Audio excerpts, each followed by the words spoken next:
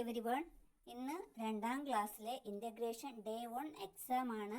Exam എങ്ങനെയുണ്ടായിരുന്നു? പ്രവർത്തനം 1, കുട്ടനുറുമ്പിൻ്റെ പിറന്നാൾ.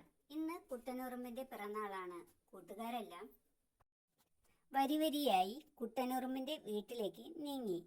പിറന്നാൾ മധുരം നൽകാൻ പഞ്ചസാര തരികളുമായാണ് യാത്ര. വാഴത്തോട്ടം പിന്നിട്ട് പാടവരമ്പിലൂടെ അവർ നടന്നു. മാനം ഇരുണ്ടു. തണുത്ത കാറ്റ് വീശി.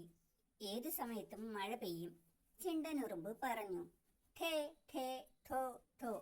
ശബ്ദം കേട്ട് എല്ലാവരും പേടിച്ചുപോയി. കറുത്തിരുണ്ട മാനത്തു നിന്ന് മഴത്തുള്ളികൾ വരവായി. പഞ്ചസാര തരികൾ നനഞ്ഞാലോ? ചിണ്ടനുറുമ്പും കൂട്ടുകാരും വേഗത്തിൽ നടന്നു. ഒന്നാമത്തെ ക്വസ്റ്റ്യൻ, കൂട്ടുകാരെല്ലാം എങ്ങോട്ടാണ് പോകുന്നത്? എങ്ങോട്ടാണ്? കുട്ടനുറുമ്പിന്റെ വീട്ടിലേക്ക്. എഴുതിയാലോ?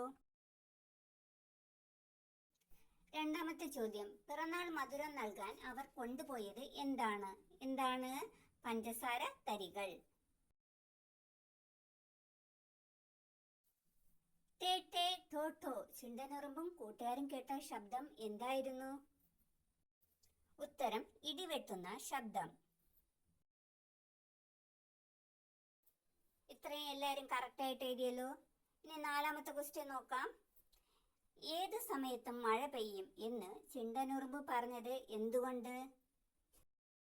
മാനമിരുണ്ട് തണുത്ത കാറ്റ് വീശിയപ്പോൾ. 5ാമത്തെ ചോദ്യം, ചിണ്ടനുറുമ്പും കൂട്ടുകാരും വേഗത്തിൽ നടക്കാൻ കാരണം എന്ത്?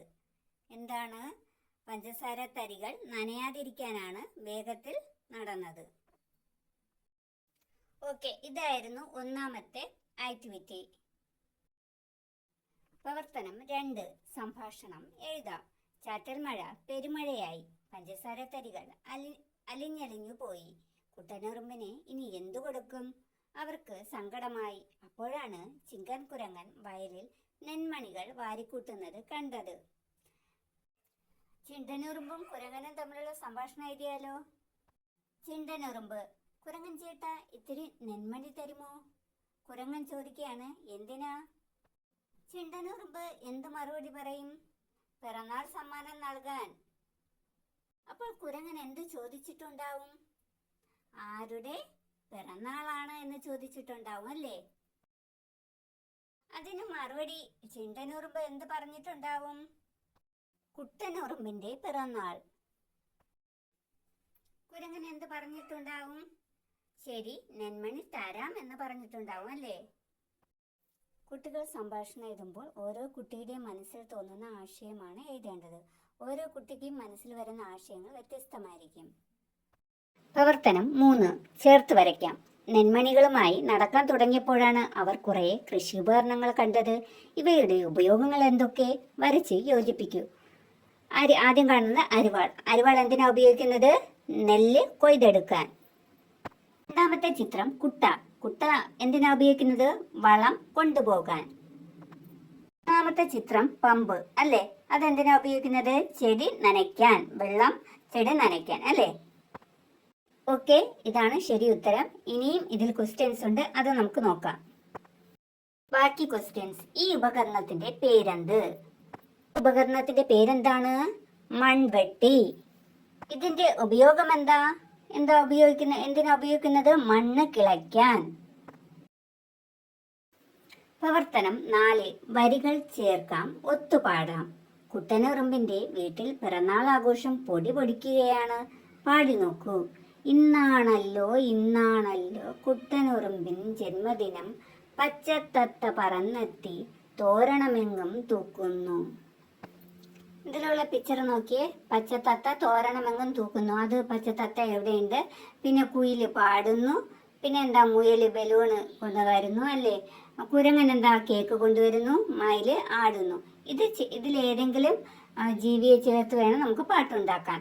ആദ്യത്തെ 2 വരി അതുപോലെ തന്നെ എടുത്തെഴുതുക. ഇന്നാണല്ലോ ഇന്നാണല്ലോ കുട്ടനുറുമ്പിൻ ജന്മദിനം, മുയൽ ചാടിയെത്തി ബലൂണുകൾ വച്ച് കളിക്കുന്നു. ആദ്യത്തെ 2 വരി അതുപോലെ എടുത്തെഴുതാം. ഇന്നാണല്ലോ ഇന്നാണല്ലോ കുട്ടനുറുമ്പിൻ ജന്മദിനം, മയിലമ്മ പറന്നെത്തി നൃത്തം ചെയ്യുന്നു. ഓരോ കുട്ടിക്കും കിട്ടുന്ന വരികൾ വ്യത്യസ്തമായിരിക്കും. നിങ്ങളുടെ മനസ്സിൽ വരുന്ന ആശയത്തിനൊത്ത് വരികൾ കൂട്ടിച്ചേർക്കുക. പ്രവർത്തനം 5. പരീക്ഷണം ചെയ്യാം. ചിണ്ടനുറുമ്പും കൂട്ടുകാരും കൊണ്ടുപോയ പഞ്ചസാര തരികൾ മഴയിൽ അലിഞ്ഞുപോയത് നിങ്ങൾക്ക് ഓർമ്മയില്ലേ? എല്ലാ വസ്തുക്കളും വെള്ളത്തിൽ അലിയുമോ? അരിമണികൾ, ഉപ്പ്, പഞ്ചസാര, ചെറുപയർ, കടല എന്നിവയിൽ വെള്ളത്തിൽ അലിയുന്നവയും അലിയാത്തവയും ഏതൊക്കെ എന്ന് നോക്കാം. പരീക്ഷണത്തിന്റെ പേര് വെള്ളത്തിൽ അലിയുന്നവയും അലിയാത്തവയും. ആവശ്യമായ സാധനങ്ങൾ: ഗ്ലാസ്, സ്പൂൺ, വെള്ളം, അരിമണികൾ, ഉപ്പ്, പഞ്ചസാര, ചെറുപയർ, കടല.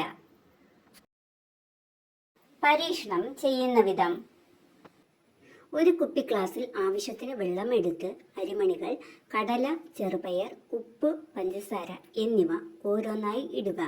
ഓരോന്നിടുമ്പോഴും സ്പൂൺ ഉപയോഗിച്ച് ഇളക്കി കൊടുക്കുക. ഇട്ട വസ്തുക്കൾ വെള്ളത്തിൽ അലിഞ്ഞുപോയോ അലിയാതെ കിടക്കുന്നോ എന്ന് നിരീക്ഷിക്കുന്നു. എന്റെ കണ്ടെത്തൽ: അരിമണികൾ, ചെറുപയർ, കടല എന്നിവ വെള്ളത്തിൽ അലിയാതെ കിടക്കുന്നു. പഞ്ചസാര, ഉപ്പ് എന്നിവ വെള്ളത്തിൽ അലിഞ്ഞു പോകുന്നു. വീണ്ടും നമുക്ക് അടുത്ത ക്ലാസ്സുമായി കാണാം. ഈ വീഡിയോ നിങ്ങൾക്ക് ഇഷ്ടമായെങ്കിൽ, നിങ്ങൾക്ക് പ്രയോജനപ്പെട്ടുവെങ്കിൽ ലൈക്ക് ചെയ്യുക, സബ്സ്ക്രൈബ് ചെയ്യുക, കമൻറ്റ് ചെയ്യുക.